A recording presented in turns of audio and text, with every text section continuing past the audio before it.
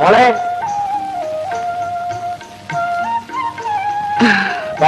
മുട്ടായി. ഇപ്പൊ ഇവക്ക് മാമനേക്കായി സ്നേഹം മുട്ടായിയോടാ. അവൾ എന്തിനെങ്കിലും സ്നേഹിച്ച് പഠിക്കട്ടെ. ഇത് കൊണ്ടുപോയി വെട്ടി കഴുകി വറുത്തും പൊരിച്ചൊക്കെ വെക്കാൻ. ഇന്നെന്താ പതിവില്ലാതെ വലിയ മീൻ? അറിഞ്ഞില്ലേ, ചേട്ടൻ ഇന്ന് ജാമ്യത്തിലിറങ്ങുക. ജയിലിൽ 2-3 ദിവസമായിട്ട് ഗോതമ്പുണ്ടുമായിട്ട് കഴിയുകയില്ലായിരുന്നു. ഇന്നെങ്കിലും വയറ് നിറച്ച് നല്ലതുപോലെ വല്ലതും കഴിക്കട്ടെ. കൂലി കിട്ടാത്ത ഈ സമയത്ത് എന്തിനാ ഇത് വാങ്ങിയത്? കടമല്ലേ, കാശ് കിട്ടുമ്പോ കൊടുക്കും. ബില്ല് മാറിയില്ലെങ്കിലും കൂലിക്കുടിച്ച് തീർത്തു കൊടുക്കാൻ സർക്കാരിൽ നിന്ന് പണം അയച്ചിട്ടുണ്ട്. അപ്പോൾ സമരം നിർത്താമല്ലോ. നിർത്താം. ഗോപാലൻ കിടന്ന് വന്നത്. മോളെ, ഇന്ന് നിന്റെ മാമൻ വരും.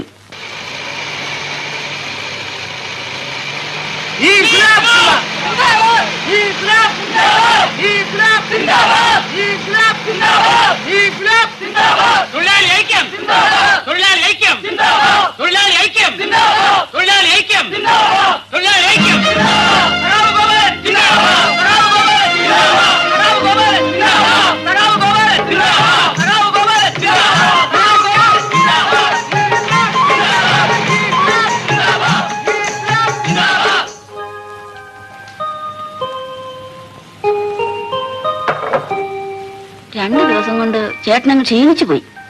നിനക്ക് തോന്നുന്നതാണ്. എത്ര പ്രാവശ്യം ജയിലിൽ പോയിട്ടുള്ളവനാ ഞാൻ. എനിക്ക് പേടിയായിരുന്നു.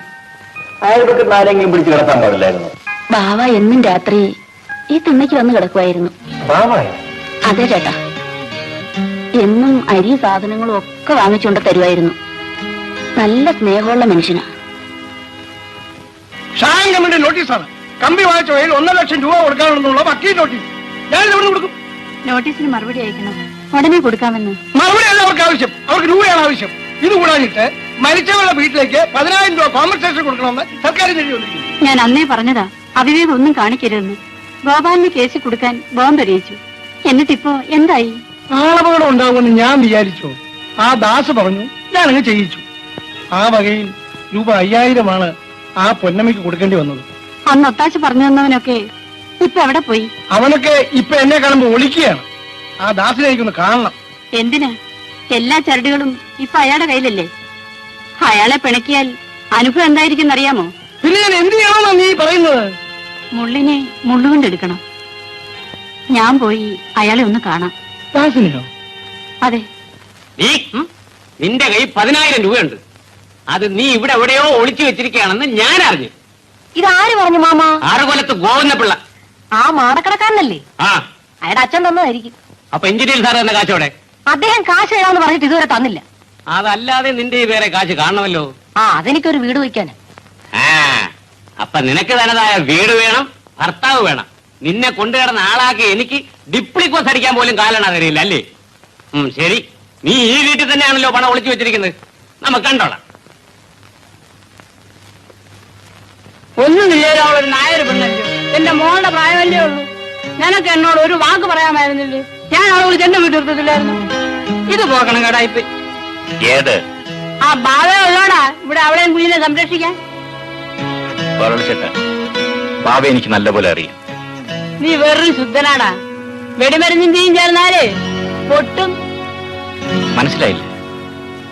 അന്യരായ ആണും പെണ്ണും തമ്മിൽ ചേർന്നാലേ സംഗതി കുഴപ്പമാണെന്ന്. ഏതായാലും വന്നത് വന്നു. ഇനിയെങ്കിലും നീ അവനെ അവിടെ അടുപ്പിക്കണം.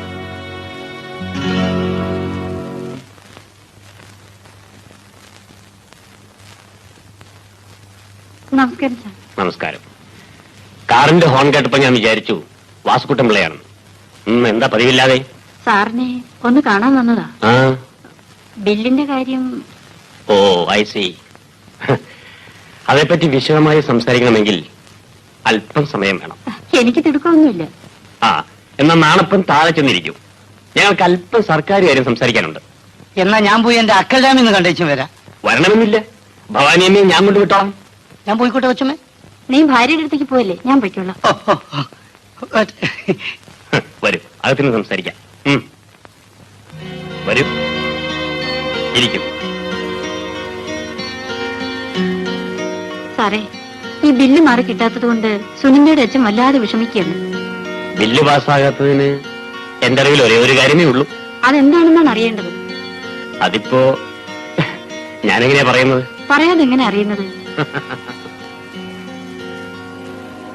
മനസ്സിലാക്കുമെന്ന് കരുതി. അദ്ദേഹത്തിന് പുതിയ ഏർപ്പാടുകളൊന്നും അറിഞ്ഞുകൂടാ.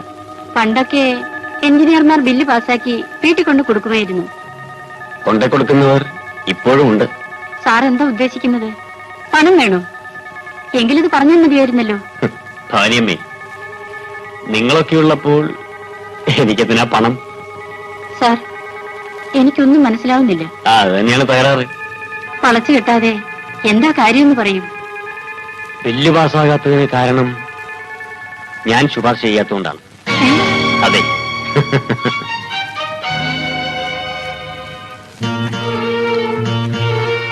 ഞാൻ ശുപാർശ ചെയ്യണമെങ്കിൽ ഞാൻ ആഗ്രഹിക്കുന്നത് എനിക്ക് കിട്ടണം. ഞാൻ ഇത്ര വിചാരിച്ചില്ല. എന്റെ ഭർത്താവിന് കുറെ കടമുണ്ട്. പക്ഷേ അദ്ദേഹത്തിന്റെ മാനമാണ് എനിക്ക് വലുത്. നിങ്ങൾ പരിചയിച്ചിട്ടുള്ള വഴി ഇതായിരിക്കും.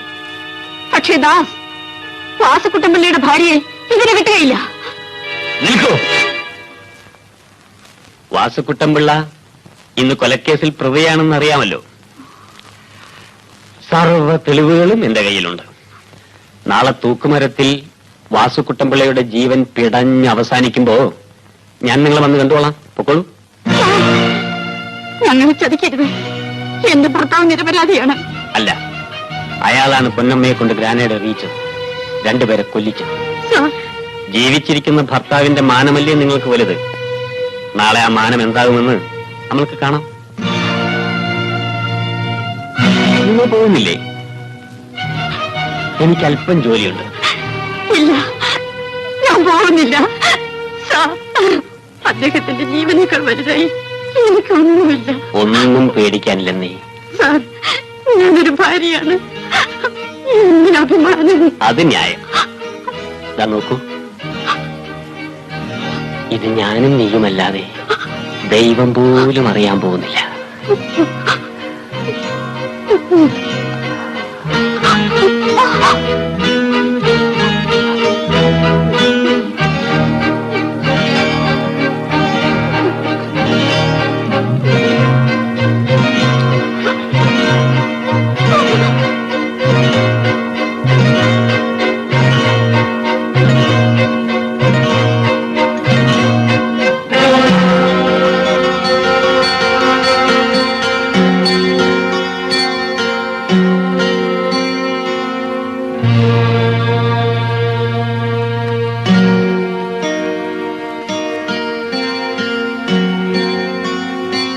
ഭവാനി,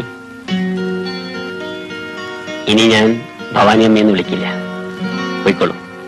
2 ആഴ്ചയ്ക്കകം ബില്ല് പാസ്സായി വരും. ഞാനല്ലേ പറഞ്ഞത്, ധൈര്യമായി പോയിക്കോളൂ.